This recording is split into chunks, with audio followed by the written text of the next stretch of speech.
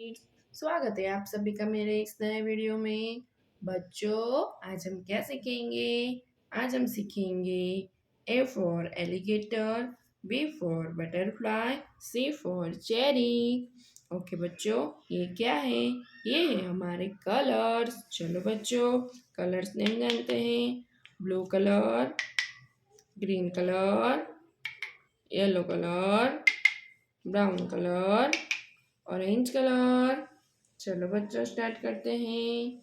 Green colour, green colour, green colour, A green colour, A for alligator, green colour, A green colour, one, one,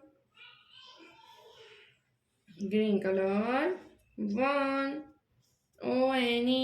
one, green color, one, one,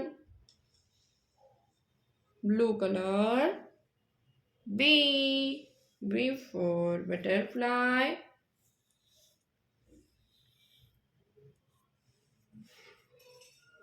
blue color, B for butterfly, blue color, two, T for TWO, two, two के बाद three, blue colour, two, two के बाद three, brown colour, brown colour, C for camel, brown colour, three, THREE, three. बच्चों, आज हमने क्या सीखा? ABC 1 2 3। Okay बच्चों, अब मिलते हैं अगले वीडियो में। बाय।